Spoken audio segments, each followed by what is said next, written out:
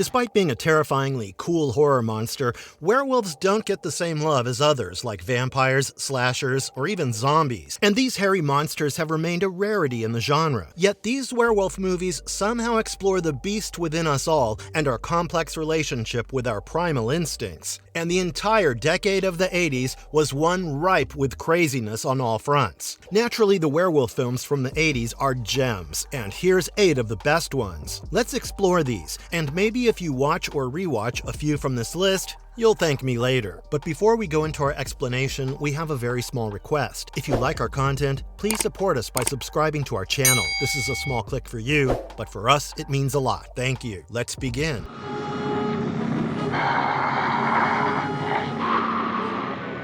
The Howling, 1981. Karen White is a Los Angeles television news anchor who finds herself being stalked by a serial killer named Eddie Quist. To help the police capture him, she agrees to meet Eddie in a sleazy adult theater. Things take a terrifying turn when Eddie forces Karen to watch a disturbing video. When she finally sees him, she screams, and the police rush in and shoot Eddie. Although Karen is safe, the traumatic experience leaves her with amnesia. To aid her recovery, Karen's therapist, Dr. George Wagner, suggests that she and her husband Bill spend some time at The Colony, a secluded resort in the countryside where he sends his patients for treatment. But this isn't your typical wellness retreat. The Colony is filled with quirky characters, including Marcia, a sultry nymphomaniac who sets her sights on Bill. When he resists her aggressive advances, he's attacked by a mysterious creature on his way back to the cabin, leaving him with a nasty scratch on his arm. After Bill's encounter, Karen becomes suspicious and calls her friend Terry Fisher to join her at the Colony. Terry begins to piece together a puzzling connection between the resort and Eddie,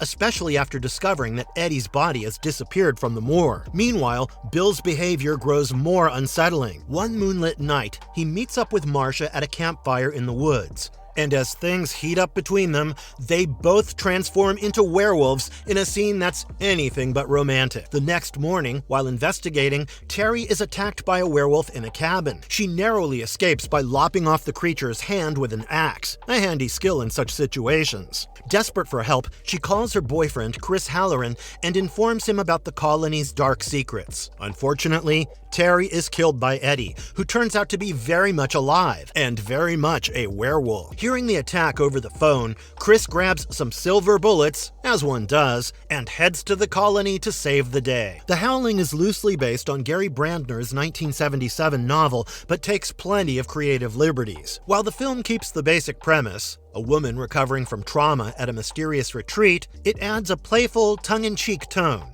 introduces new characters like the psychologist Dr. Wagner, and changes the protagonist from a housewife to a TV news anchor. Without the humor, The Howling might have been just another competent B-movie. However, one scene turned it into a cult classic: the show-stopping transformation of Eddie Quist into a werewolf. Special effects wizard Rob Bottin used groundbreaking techniques, employing air bladders to create the effect of jaws elongating, skin stretching, and fur sprouting in real time, all accompanied by wonderfully grotesque sound effects. This scene left audiences both amazed and slightly queasy, effectively burying the old-school werewolf transformations of previous decades. Director Joe Dante's cocktail of horror and humor, along with the innovative special effects, elevates The Howling above its source material. It's a film that doesn't take itself too seriously, yet delivers genuine scares and a memorable experience. While it spawned several sequels of varying quality,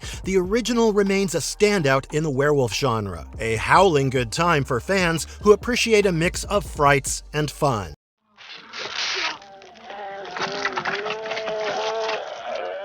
An American Werewolf in London, 1981. David Kassler and Jack Goodman are two American college students backpacking through the Yorkshire moors in England. As night falls, they stumble upon a cozy pub called the Slaughtered Lamb. Inside, they notice a peculiar 5-pointed star on the wall. Curious, Jack asks about it, but the locals suddenly turn chilly. Sensing the awkward vibe, the duo decides to leave. The pub goers offer a cryptic warning: stick to the road, beware the moors, and watch out for the full moon. Naturally, David and Jack do the exact opposite and wander off the road onto the misty moors. Before they know it, a terrifying creature attacks them. Jack is brutally killed, and David is left seriously injured. Just before passing out, David sees the beast shot dead by the same pub regulars. Strangely, instead of a monstrous animal, a naked man lies dead beside him. David wakes up 3 weeks later in a London hospital. He's told that an escaped lunatic attacked him and Jack, but he insists it was some sort of wild animal,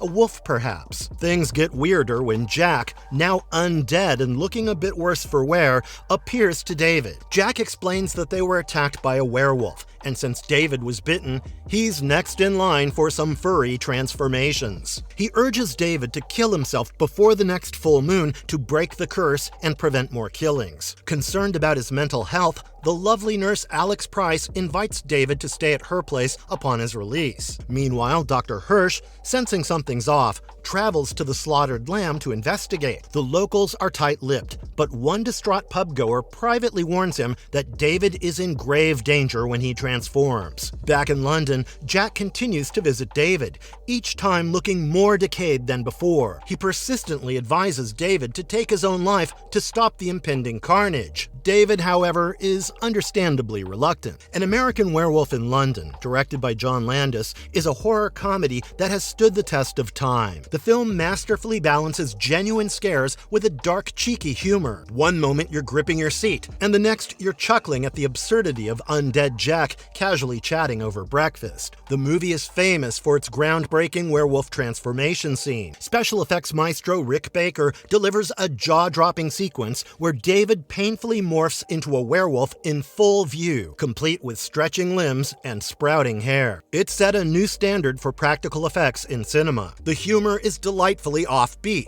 scenes like David's bizarre nightmares, including one where machine gun-toting Nazi werewolves invade his family home. These odd dream sequences keep you guessing and add to the overall unsettling atmosphere. While the film was innovative and remains a classic, some might feel the story wraps up a bit too quickly, leaving a few threads hanging.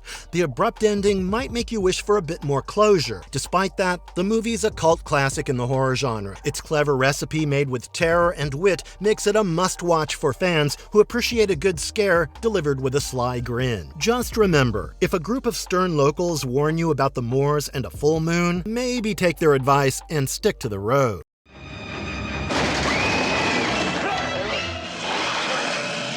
Silver Bullet, 1985. In the quiet little town of Tarker's Mills, Maine, life in 1976 is anything but exciting, until a string of gruesome murders turns everything upside down. Siblings Jane Kozla and her wheelchair-bound brother Marty find their peaceful existence shattered as fear grips the community. The townsfolk, overcome with panic and grief, decide to take matters into their own hands. Forming a vigilante posse, they set out to hunt down the mysterious killer lurking in their midst. Sheriff Joe Holler tries his best to keep the situation under control, but eventually caves to the townspeople's demands for action. Despite their efforts, the body count continues to rise, and the killer remains at large. Reverend Lester Lowe urges everyone to abandon their violent quest, warning that their actions will only lead to more tragedy. Little do they know, the good Reverend is plagued by nightmares where he envisions the entire town transforming into werewolves. A hint that there's more to him than meets the eye. Amid all this chaos, Uncle Red gifts Marty a custom-built motorized wheelchair dubbed the Silver Bullet, along with a stash of fireworks for his own personal 4th of July celebration. During his nighttime festivities, the fireworks catch the attention of the elusive werewolf responsible for the killings. In a heart-pounding encounter, Marty manages to shoot a rocket straight into the creature's eye, injuring it and escaping with his life. The next day, Marty and Jane piece together a daring plan. They realize that whoever in town is suddenly sporting a missing or injured eye might just be their werewolf in disguise. Their investigation leads them to none other than Reverend Lowe, whose new eye patch raises more than a few eyebrows. With this crucial clue, they confront the horrifying truth about the identity of the beast terrorizing their town. Now, I won't claim that Silver Bullet is a pinnacle of horror cinema, but I have to admit, it was an entertaining watch. Despite being one of the less impressive adaptations of a Stephen Stephen King novel, it's based on his 1983 novella Cycle of the Werewolf, the film has its charms. Gary Busey steals the spotlight as the boozy yet endearing Uncle Red, bringing a quirky energy that keeps things lively. Corey Haim delivers a strong performance as Marty, the brave youngster who doesn't let his wheelchair slow him down. The movie mixes small-town Americana with supernatural horror, resulting in a mix that's both eerie and oddly nostalgic. Sure, some of the special effects might seem a bit dated now, and the plot doesn't always hold up to scrutiny, but there's a certain appeal in its straightforward storytelling and classic werewolf tropes. It's the kind of film where you can kick back, enjoy some popcorn, and not take things too seriously. In the grand catalog of Stephen King adaptations, Silver Bullet might not rank at the top, but it offers enough thrills and quirky moments to make it worth a viewing.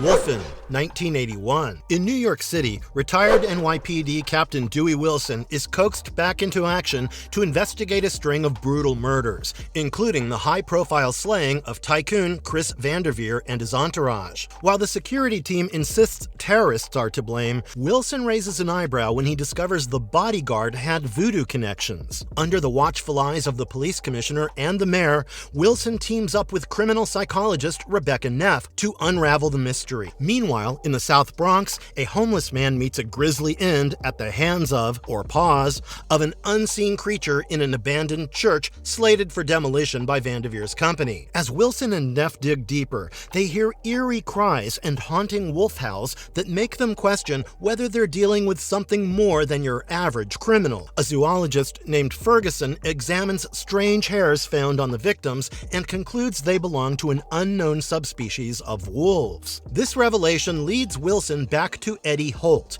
a Native American activist who casually mentions he's a shapeshifter with inside info on the killer. As the plot thickens, it's revealed that the true culprit is the Wolfen, a wolf spirit with extraordinary abilities. The Native community warns Wilson that he's outmatched against this supernatural force, leaving him in a rather hairy situation. Wolfen, directed by Michael Wadley, is a movie that mixes horror and social commentary. Wadley, who previously immortalized the legendary Woodstock Festival on film, took a sharp turn from peace and music to urban werewolves, a career move as unexpected as a wolf in Wall Street. Having done little in the 12 years since Woodstock, Wadley's choice to adapt Whitley Strieber's horror novel adds an unusual chapter to his cinematic legacy. While Strieber's book is a straightforward horror tale, Wadley piles on layers of social issues: homelessness, the plight of Native Americans, and urban redevelopment. He weaves these themes into the narrative, perhaps feeling that a plain old monster movie was beneath him. The film introduces Indian mysticism, not present in the original book,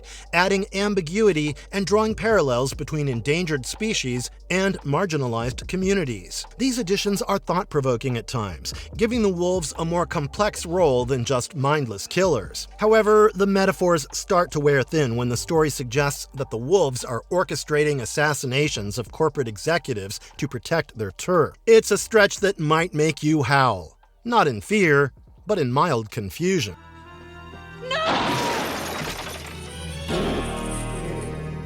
The Company of Wolves, 1984. The Company of Wolves, set in the late 18th century, tells the tale of young Rosaline, who dreams of living in a fairy tale forest with her family. But her dreamy world takes a dark turn when her sister is killed by wolves. That's one hell of a wake-up call. Seeking comfort, Rosaline visits her grandmother, who offers spooky warnings about the lurking dangers in the woods. Think of Grandma as the original cautionary tale influencer. When Rosaline meets a boy, they wander into the forest together, only to find their village under attack by a wolf. The villagers band together and manage to kill the beast, but are left baffled when it transforms into a human. Later, on her way to Granny's cottage, sound familiar? Rosaline encounters a mysterious huntsman with eyebrows that meet in the middle. A clear sign of trouble if I've ever seen one. The huntsman reveals his true nature by killing Rosaline's grandmother. In a twist worthy of a plot spin, Rosaline wounds the huntsman with his own rifle, causing him to transform into a wolf. Instead of fleeing, she tends to the injured creature and forms a bond with him.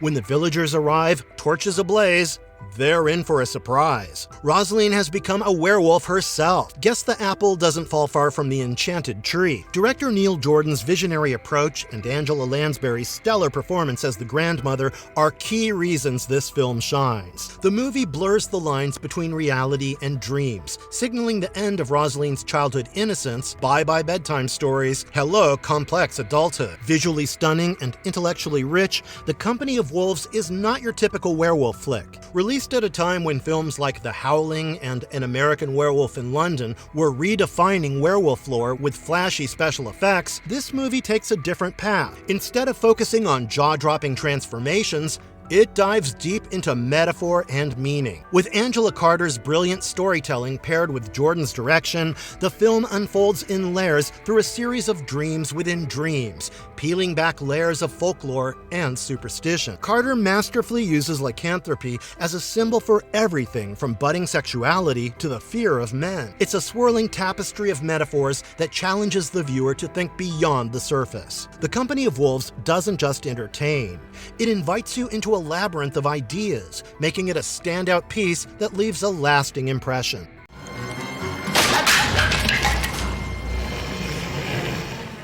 Waxwork, 1988. In a quiet suburban town, college students Mark, China, Sarah, Gemma, James, and Tony decide to add some excitement to their lives by visiting a mysterious wax museum. This all kicks off when Sarah and China bump into a silent, spooky gentleman named Lincoln, who owns the place and casually invites them over, because that's totally not suspicious. Inside the museum, they encounter gruesome displays featuring classic horror villains. Tony and China, ignoring every horror movie rule, cross the barrier ropes and stumble into alternate realities. Tony lands in a creepy cabin where he's attacked by a werewolf. A hunter and his son try to help, but the son gets torn in half. Ouch. And the hunter ends up shooting both the werewolf and Tony as he starts to sprout fur. Meanwhile, China finds herself in a gothic castle teeming with vampires. She gets a personal bite from Count Dracula and joins the Undead Club. Mark and Sarah, apparently the only ones with common sense, leave the museum unscathed. Later, their friend Jonathan goes looking for China, but gets lured into the Phantom of the Opera display. Sensing that things are way off,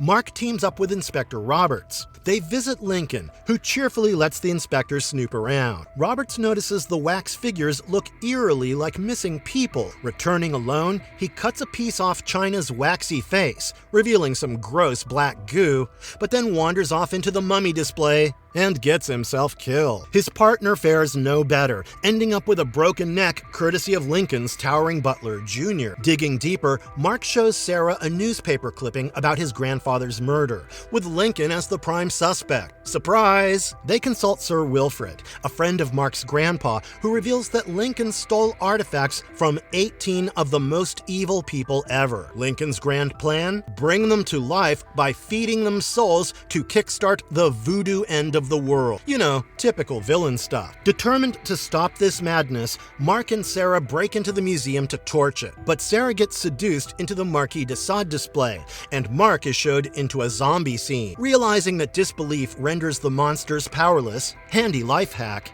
Mark escapes and rescues Sarah. Unfortunately, their friends Gemma and James aren't so lucky and become permanent residents of the wax world. Just when things look bleak, Sir Wilfrid and a squad of armed men burst in. A wild battle erupts between the living and the wax. Mark duels the Marquis de Sade, and Sarah ends the scoundrel with an axe. Girl power. Lincoln confronts them, but gets shot by Sir Wilfrid and takes an unplanned dive into boiling wax. As they flee the burning museum, a werewolf decapitates Sir Wilfrid. So much for heroics. Mark and Sarah stroll away, blissfully unaware that a severed hand from the zombie display is crawling out of the rubble.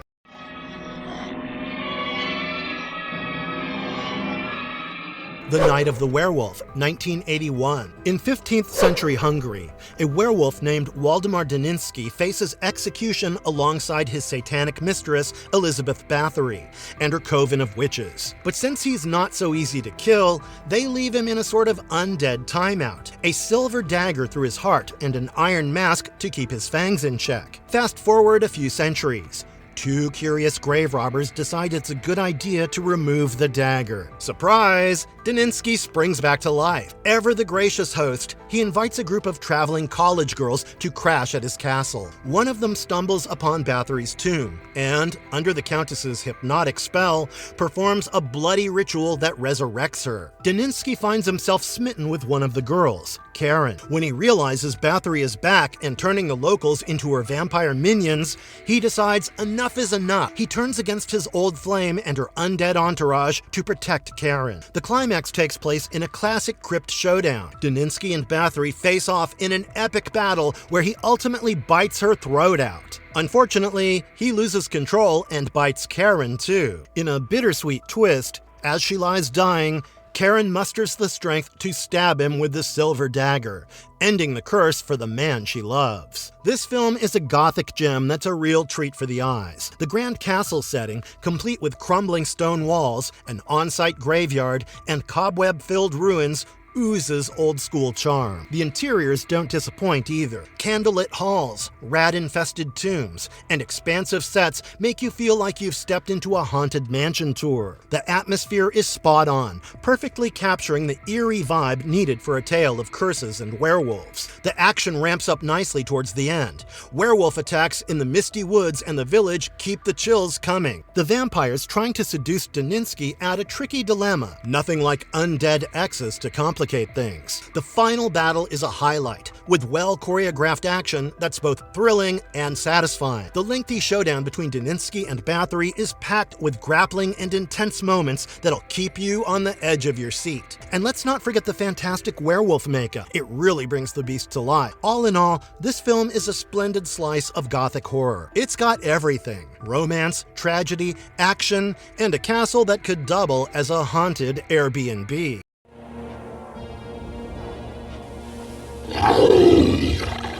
Lone Wolf, 1988. In a quiet suburban town during the fabulous late 80s, a group of college students, including a not-so-successful rock band, are living their best teenage lives.